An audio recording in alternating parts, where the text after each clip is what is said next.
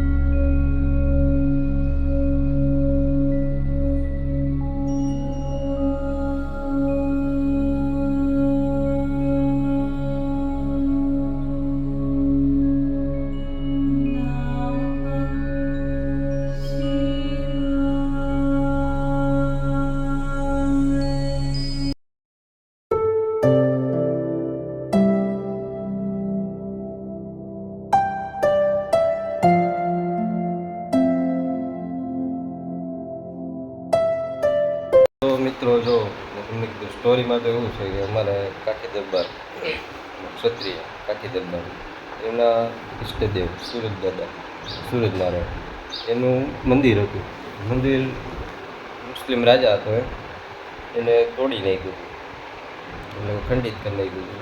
એ મંદિરને બધાએ ખંડિત કરી નાખ્યું. એટલે સુરત દાદાના સંતાનો, એટલે અમે કાઠી દરબાર બધી ક્ષત્રિય, તો બધાએ લડાઈ કરી મુસ્લિમોના સામે, રાજા સામે લડાઈ કરી. અને સતત 3.5 દિવસ સુધી અનાજનો દાણો મોઢામાં નહીં નાખવાનો, કાંઈ ખાવા પીવાનું, ખાલી પ્રવાહિત પીવાનું પાણી. તો એવું બધું. પછી સુરત દાદા 3.5 દિવસે પ્રસન્ન થયા અને એક હથિયાર આપ્યું, એટલે બધા યુદ્ધમાં જીતી ગયા અને અમુક શહીદ પણ થયા, બલિદાન આપ્યું. તો એના માટે આ રહેવાય છે. એવું છે બધું. સ્ટોરી બહુ ખબર નથી, આટલી ખબર હતી એટલે મેં તમને કીધું. જો હજી વધારે ખબર પડશે તો કહેવું તમને. એવું છે. જો જબરો પહેલો દિવસ છે, 3.5 દિવસ સુધી પ્રવાહી પીવાનું, પાણી, શરબત ને એવું, બાકી ખાવાનું કાંઈ નહીં 3.5 દિવસ સુધી સતત. એવું છે બધું. આપણે કીધું આ વખતે રહી સુરત દાદા ભેગા જ છે, આપણે ઉપાધિ કરવાની થતી નથી. એવું છે. જો ફ્રેશ થઈ ગયા છે, તમને બતાવશું 3.5 દિવસ તો આપણે કેવી રીતે ઉપવાસ રહીએ છીએ બધું. ને આપણે સુરત દેવસર ગામ ચોટીલા પાસે આવ્યું, ત્યાં ડાયરો છે 11 તારીખે કે 10 તારીખે. 11 તારીખે છે, તો આપણે કદાચ જવાનું થશે તો અમે બતાવી. સુરત દેવળ અત્યારે બહુ સરસ મજાનું આયોજન કર્યું છે. તમને હમણાં ક્લિપ બતાવવું જોઈએ, જોજો.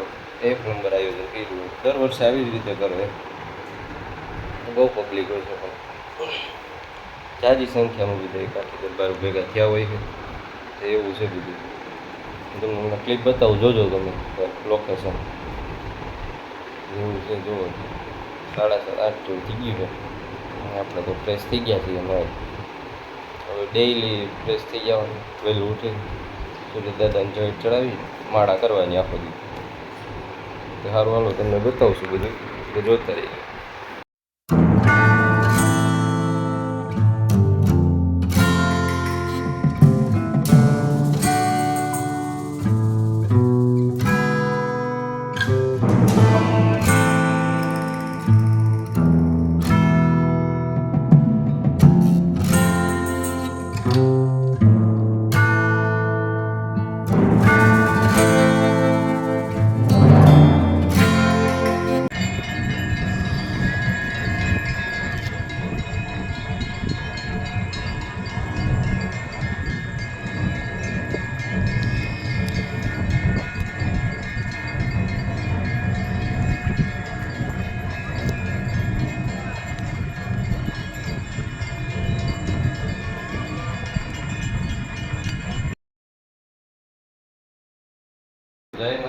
જય સુંદરમાં જય સૂર્ય કેમ છો? મજામાં જઈશું.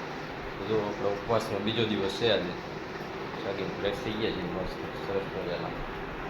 જો આપણે સૂર્યદાદાનો તિલક કર્યો હોય કેવું લાગે કોમેન્ટ કરી દેજો. તો આપણે ડેઈલી કહીશું એવું છે બધું.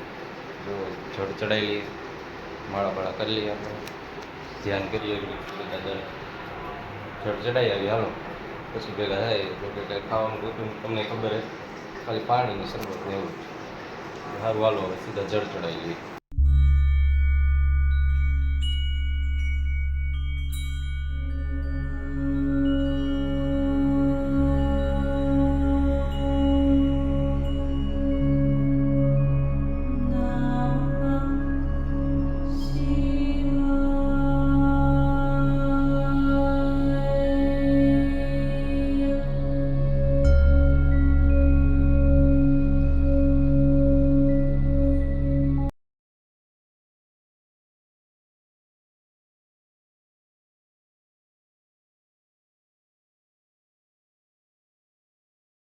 ડાયરો જો જળ ચડાવી પછી સરસ મજાનું. થોડુંક મોડું થઈ ગયું હોય એટલે સુરત દાદા વચ્ચે વેચ આવી ગયા હતા. બાકી તો આપણે સામે જોઈએ પૂર્વ દિશામાં આજ થોડુંક મોડું થઈ ગયું એટલે આજ થોડું આ બાજુ ચડાવી લીધું, વાંધો નહીં. થઈ ગયા છે શરબત પી લઈએ. બીજું કંઈ ખાવા પીવાનું હોય ખાવાનું હોય નહીં, હાલે એમ હોય તો હોય આવો સારું પી લઈએ પછી આપણે માળા કરી લઈએ ભેગા થાય.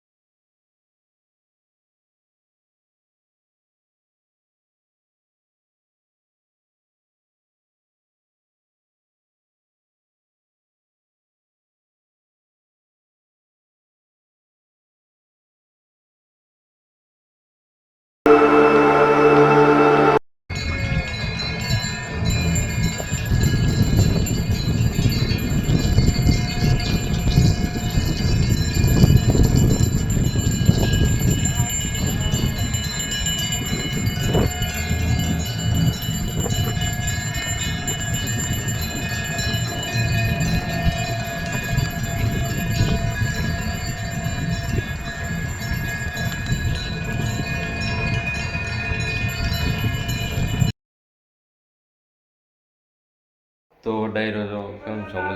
મજામાં જઈશું. તો જો ત્રીજો દિવસ છે આપણો ઉપવાસનો. જાગી ફ્રેશ થઈ ગયા છીએ એવું બધું છે.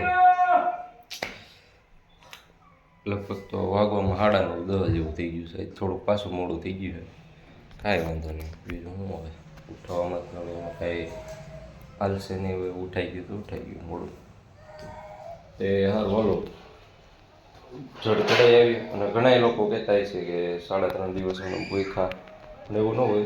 સૂરજ દાદા એવી શક્તિ આપે જેનાથી આપણે ભૂખ કેવું કંઈ લાગતું નથી. મને તો કાંઈ વાંધો નહોતો આવ્યો. આજે ત્રીજો દિવસ છે, 2 દિવસ કેમ ગયા કાંઈ ખબર જ ન પડી એવું છે.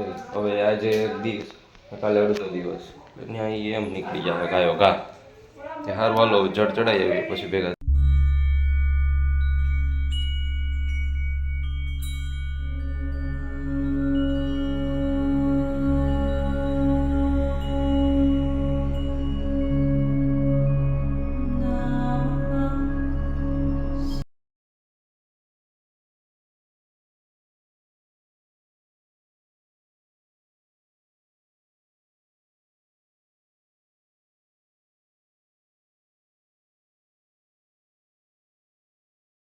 તો હું કે ડાયરો મજામાં જઈશું. તો જો જાગીને ફ્રેશ થઈ ગયા છીએ.